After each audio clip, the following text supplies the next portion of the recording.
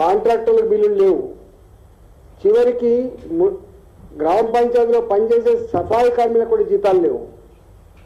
మీ గ్రామ కార్యదర్శులు పెట్టుబడి పెడితే వాటిని తీసుకునే డబ్బులు తీసుకునే పరిస్థితి లేదు.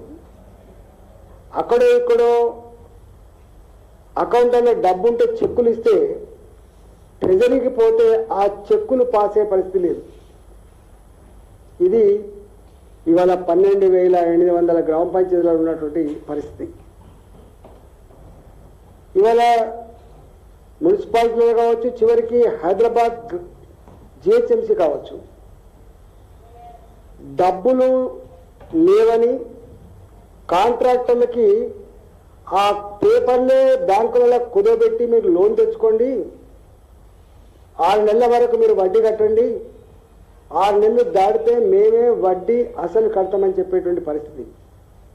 అంటే జిహెచ్ఎంసీలో కానీ మున్సిపాలిటీలో కానీ ఓ పైప్ లైన్ వేయాలన్నా, నీళ్ళ పైప్ లైన్ వేయాలన్నా, డ్రైనేజీ కట్టాలన్నా, ఏ చిన్న పనికి కూడా టెండర్లు పెడితే కాంట్రాక్టర్లు వచ్చి టెండర్లో పాల్గొంటలేని పరిస్థితి కనబడుతుంది. అంటే ఒక్క మాట చెప్పాలంటే గ్రామ పంచాయతీ కావచ్చు, మున్సిపాలిటీ కావచ్చు, కార్పొరేషన్ కావచ్చు, వల్లకాడిగా మారిపోయినాయి. చివరికి కాంట్రాక్టర్లు ఈ అప్పుల బాధ భరించలేక బ్యాంకులలో ఎన్పిఏ అకౌంట్లు అవుతాయని చెప్పి జనరల్గా కాంట్రాక్టర్లు సాటమాటుగా పనిచేసుకుంటారు. వాళ్ళు కన్ఫ్రంటేషన్ లైన్లో పోరు ప్రభుత్వాలతో. కానీ మొట్టమొదటిసారిగా ఆర్థిక మంత్రి గారి ఛాంబర్ ముందే కాంట్రాక్టర్లు ధర్నాలు చేసే పరిస్థితి వస్తే ఇంతకంటే సిగ్గుమాలిన తను నీకేముంటుంది రేవంత్ రెడ్డి గారు అడుగుతున్నాను నేను. ఎటుపోతున్నారు అసలు? అనేక సార్లు పత్రికలు చూసినాం, 10 లక్షల లోపున్న బిల్లులన్నీ కూడా ఈ నెల వరకు ఇస్తాం, 20 లక్షల లోపున్న ఈ నెల వరకు ఇస్తాం అని చెప్పి చివరికి కాంట్రాక్టర్లు కూడా ధర్నా చేసే పరిస్థితి వచ్చింది. కాంట్రాక్టర్లు గతి లేని పరిస్థితులలో మీ లీడర్లను పట్టుకొని, మీ మంత్రులను పట్టుకొని 10% కమిషన్లు ఇచ్చి 5 నెలలు 6 నెలలు గడిచినప్పటికి కూడా ఆ బిల్లులు రాని పరిస్థితిలో కూడా గగ్గోలు పెడుతున్నారు.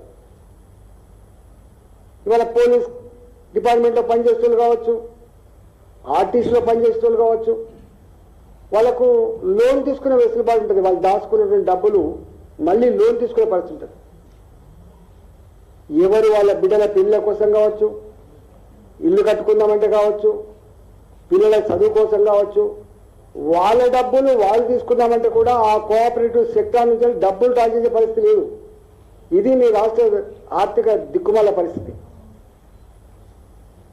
ఇవాళ ఉద్యోగులు రిటైర్ అయితే 30-35 సంవత్సరాలుగా మీరు గొప్పగా సర్వీస్ చేస్తారు రాష్ట్రానికి, మిమ్మల్ని గౌరవించుకోవాల్సి ఎక్కడ ఉందని చెప్పి ఆనాడు ముఖ్యమంత్రి చెప్పిండు.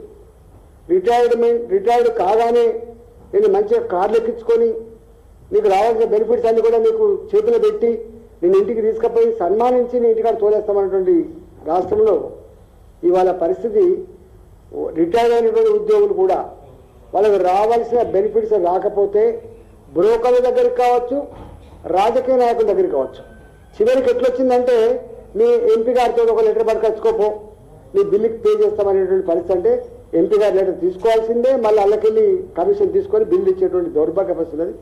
అంటే రిటైర్డ్ అయినటువంటి ఉద్యోగులకు కూడా వాళ్ళకు రావాల్సిన బెనిఫిట్స్ ఇచ్చేటువంటి పరిస్థితిలో ఈ రాష్ట్ర ఆర్థిక పరిస్థితి. చివరికి ఆయన మాట్లాడతాడు, నాకు వస్తుందే నెలకు 18,500 కోట్లు మీ చేతుల్లో పెడతా, మీరే జీతాలు ఇచ్చుకుంటారా, కాంట్రాక్ట్లకు ఇచ్చుకుంటారా, బియ్యానికి ఇచ్చుకుంటారా, కరెంట్ సబ్సిడీ ఇచ్చుకుంటారా అని చెప్పే పరిస్థితి వచ్చిందంటే మరి ఇంత పేలవంగా ఇంత నిష్క్రియాపరత్వం ఉన్నటువంటి నీకు రాష్ట్రాన్ని పరిపాలించే హక్కు నీకు ఎక్కడి అని చెప్పి అడుగుతున్నా.